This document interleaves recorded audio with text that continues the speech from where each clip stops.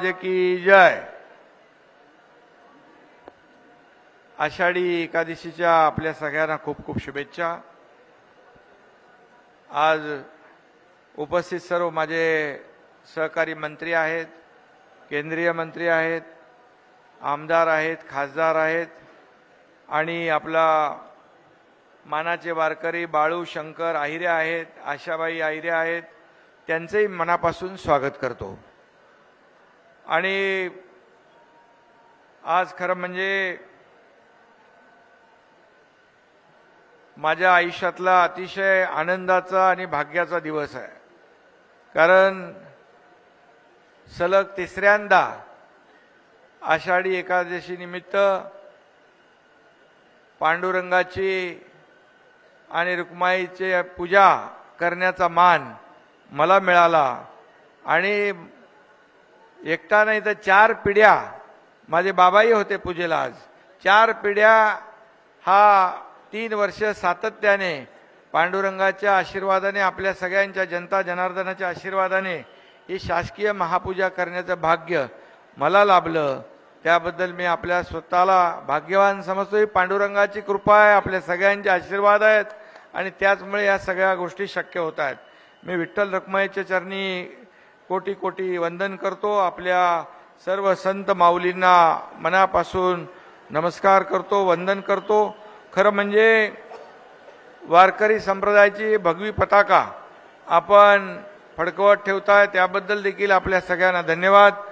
पंढरपूरला आपण आल्यानंतर सगळीकडे जो पांडुरंगाचा जयघोष आपण ऐकतो, या ठिकाणी सगळं जे काही वातावरण पाहतो आपण, अगदी भक्तिमय वातावरणामध्ये सगळे लोक आशीर्वाद घेत आहेत, पांडुरंगाचं दर्शन घेत आहेत। मला वाटतं यावर्षी गेल्या वर्षापेक्षा जास्त 20-25% वारकरी आमचे बांधव भगिनी जास्त संख्येने आलेले आहेत, कारण पाऊस चांगला पडलाय, पेरण्या झाल्या, दुबार पेरणीचं संकट नाही।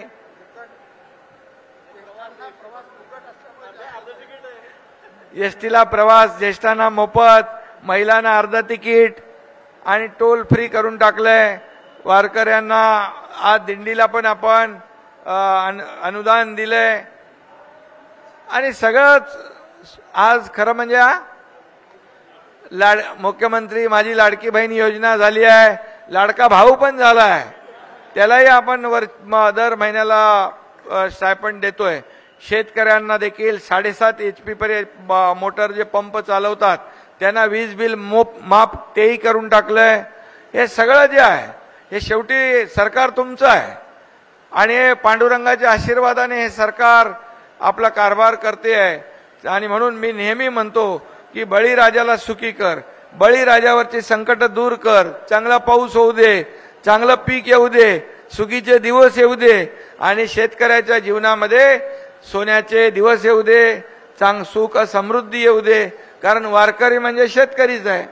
शेतकरी, वारकरी, कष्टकरी, कामगार, माझ्या माता भगिनी, युवक, ज्येष्ठ, सगळे लोक, या राज्यातला प्रत्येक घटक जो आहे हा सुखी समृद्धी झाला पाहिजे, हीच आमची पांडुरंगाकडे प्रार्थना असते। आणि पांडुरंगाने देखील हे आता गेल्या 2 वर्षामध्ये आपण पाहिलं तर 2 वर्षामध्ये या राज्यातले अनेक प्रकल्प आपण सुरू केले, विकास आपण करतोय, कल्याणकारी योजना आपण आज जाहीर केल्या, त्याच्याकडे सगळीकडे चांगलं वातावरण आहे।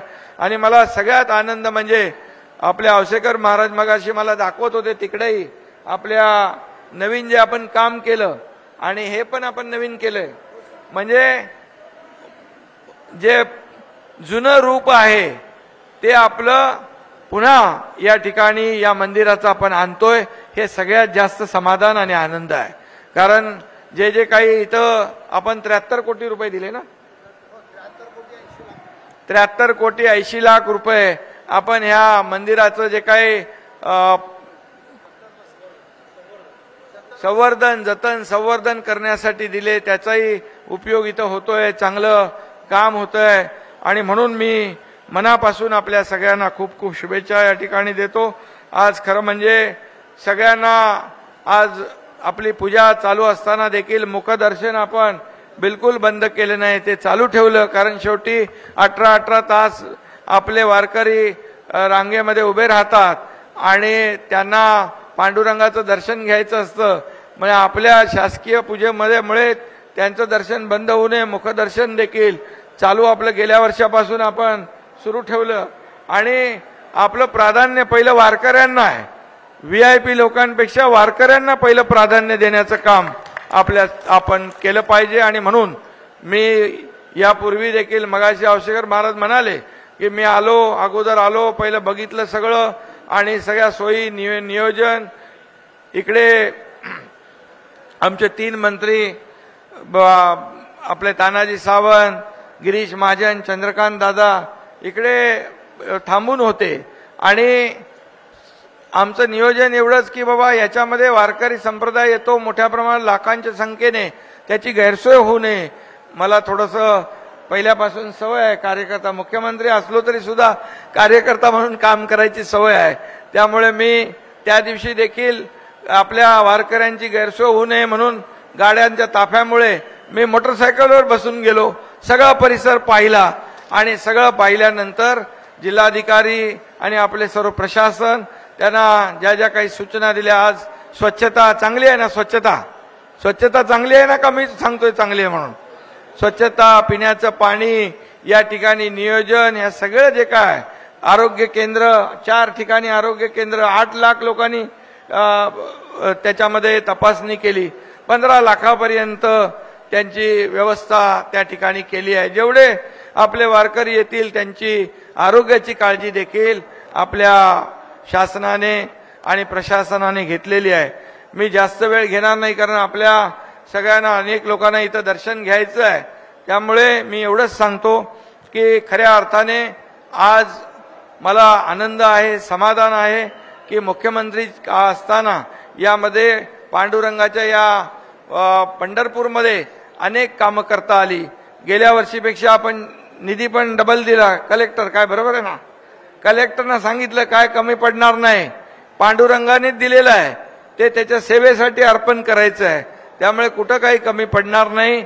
आपण मोठा विकास आराखडा करतोय, तोही देखील इथल्या स्थानिक लोकांना विश्वासात घेतल्याशिवाय पुढे जाणार नाही. हे सरकार तुमचं आहे आणि सगळ्यांना कुठल्याही परिस्थितीमध्ये विकास करत असताना आपल्या कुणालाही नाराज करायचं नाही आणि विकासामध्ये सगळ्यांचा हातभार सहकार्य लागलं पाहिजे. त्यामुळे सगळ्यांच्या संमतीने आपण हे सगळं करू. वारकरी दिंड्यांनाही देखील आपण यावर्षी अनुदान दिलं, वारकरी महामंडळ केलं, त्याच्यामध्ये काही सूचना आपल्या वारकऱ्यांच्या आहेत, त्या सूचना घेऊनच आपण पुढे जाऊ. त्या असा आपण निर्णय घेतला म्हणजे झाला तसा राबवणारे लोक आपण, आपलं सरकार नाही, आपलं शासन सर्वसामान्यांचं आहे. आणि म्हणून आज या ठिकाणी जे काही तुम्ही मागणी केलेली आहे, आपल्या जसं तिरुपती बालाजीला टोकन पद्धत आहे आणि दर्शन रांगेमध्ये किती तास उभे राहतात लोक? 18, 20 तास उभे राहतात. ते मी स्वतः बघितलं जाऊन.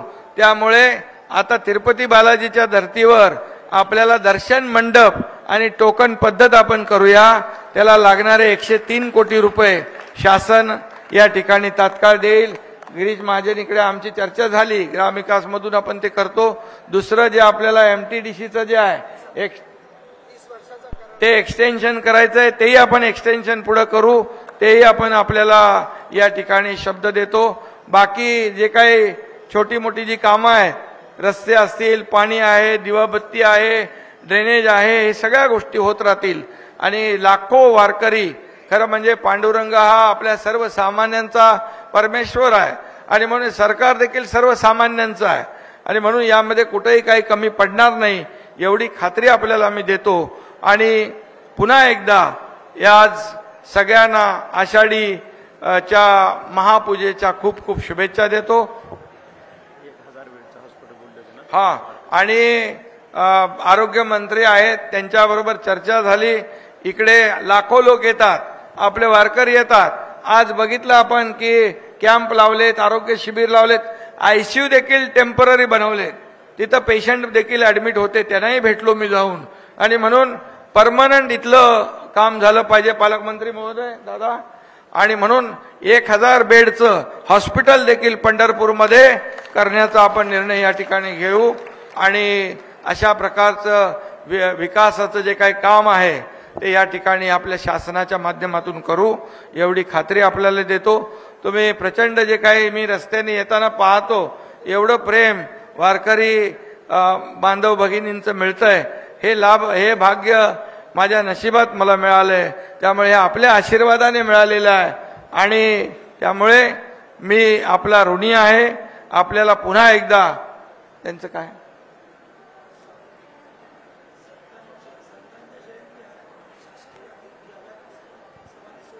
ठीक आहे ते मी घेतो निवेदन।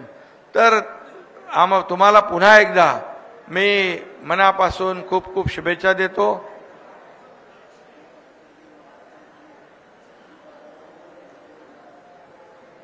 विठ्ठलराव सगळं होईल बरोबर, पांडुरंगाच्या आशीर्वादाने सगळं ठीक होईल, काही कमी पडणार नाही, तुम्ही काळजी करू नका। शेवटी एक सरकार कुणाचं आहे? तुमचं आहे। ते तुम्हाला ज्या काही सोयी सुविधा द्यायच्या या पांडुरंगाच्या आशीर्वादाने मिळत राहतील एवढंच शब्द देतो मी आपल्याला। पुन्हा एकदा सगळ्यांना मनापासून खूप खूप शुभेच्छा देतो। मंदिर समितीचं कर्मचाऱ्यांचा काही तर विषय आहे बरोबर ना, 7वा वेतन आयोग, आणि त्याच्या बाबतीत देखील आपण सरकार सकारात्मक आहे, बिलकुल त्यामध्ये काळजी करू नका।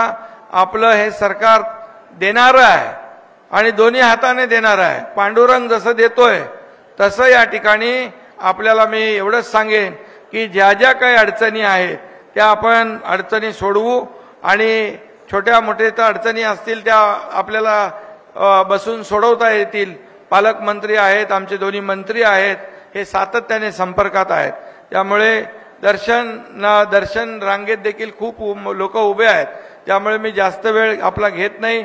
मी आधीच औसेकर महाराजांना सांगितलं हा कार्यक्रम अतिशय आपण थोडक्यामध्ये आटपूया। पुन्हा एकदा सगळ्यांना खूप खूप शुभेच्छा। असंच प्रेम कायम असू द्या आणि पांडुरंगाचा आशीर्वाद असाच कायम आपल्या सगळ्यांच्यावर राहू द्या अशी अपेक्षा व्यक्त करतो। पांडुरंगाच्या चरणी प्रार्थना करतो। धन्यवाद। जय हिंद, जय महाराष्ट्र। धन्यवाद सन्माननीय मुख्यमंत्री महोदय। ज्ञानेश्वर माऊलींचं एक वक्तव्य आपण सार्थ केलं।